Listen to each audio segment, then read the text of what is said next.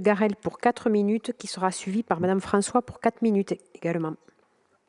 Bien, Madame la Présidente, chers collègues, beaucoup de choses ont déjà été dites. Je ne veux pas répéter. Je voudrais peut-être quand même rappeler au début de mon propos qu'il fut un temps, il n'y a pas si lointain, en 2017, où la gauche qui était au pouvoir laissait le pays au centre d'alors, qui est devenu l'extrême centre d'aujourd'hui, avec un déficit qui s'est levé à 2,6 points du PIB. Je me souviens d'une dette qui était maîtrisée, d'une croissance qui repartait, et l'extrême centre et la droite ont, pour ainsi dire, dilapidé cet héritage au nom de choix budgétaires baroques, stupides parfois, au profit finalement, ça a été dit par d'autres orateurs, des plus aisés, et sur l'autel surtout des classes populaires et des classes moyennes. Il faut s'imaginer que pour la première fois depuis 1958, le Parlement est appelé à voter 60 milliards d'euros d'économies ou de recettes nouvelles. Nous sommes face, ça a été aussi dit, à un endettement massif. Nous faisons face également à un déficit budgétaire annuel qui se creuse pour atteindre 128 milliards en 2024, et le tout sous une pression de besoins incontournables qui ne sont pas aujourd'hui entendus en matière de santé, d'éducation, de justice, de sécurité, de logement ou de formation. Et les mêmes qui nous ont mis dans cette situation sont aujourd'hui ceux qui nous expliquent comment retrouver des comptes équilibrés, alors que ce sont eux-mêmes qui les ont mis dans cet état, et puis le faire sans porter atteinte à l'intégrité sociale et démocratique de notre pays.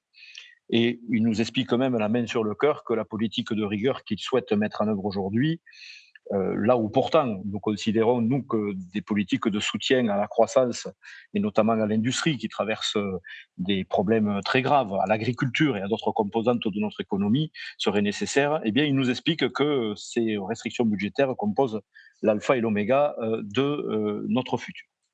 Nous voyons donc ce spectacle affligeant de passe d'armes entre l'extrême centre, la droite libérale et l'extrême droite à l'Assemblée nationale, pour savoir finalement qui sera responsable de l'augmentation ici ou là des impôts ou des coupes budgétaires, pour finalement voter, ou en tout cas permettre le vote d'un budget qui sera celui du gouvernement, puisque nous savons que le travail parlementaire effectué depuis quelques semaines, malheureusement, ne servira à rien avec l'usage du 49.3. Nous sommes donc amenés à avoir un débat aujourd'hui sur ce budget national. Cela, bien sûr, précède nos discussions budgétaires. Ça permet de fixer les appréciations des uns et des autres que nous portons sur ce budget.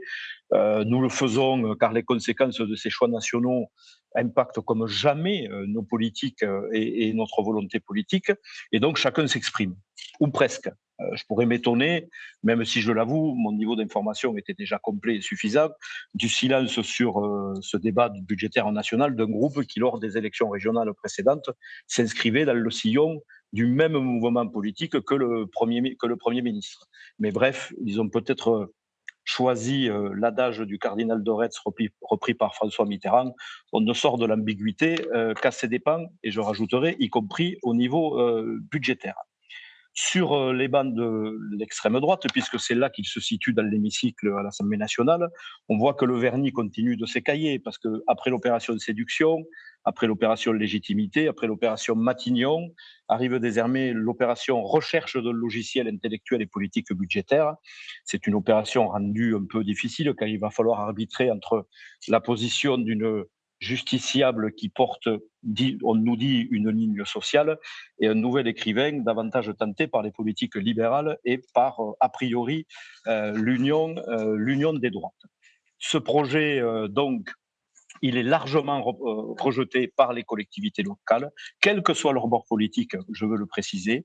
Ils le font savoir explicitement à de multiples occasions, par des contestations, par des actes symboliques que, bien sûr, nous soutenons. Ce budget, il est en plus totalement paradoxal et hypocrite, puisque, au-delà de vouloir faire la peau aux collectivités, ça a été dit par les précédents orateurs, il porte aussi des mesures cyniques, avec la baisse, par exemple, du fonds vert, qui certes n'impactera pas la région, mais impactera bon nombre d'autres collectivités, ou encore la baisse des crédits de l'ADEME, voire même, et vous voyez que je peux être totalement objectif, la non prise en compte d'augmentation sur le fonds Barnier qui serait quelque chose de très utile aujourd'hui en matière de prévention des risques et de prévention des crues, quand nous voyons les circonstances terribles qu'ont pu connaître nos amis et nos voisins espagnols.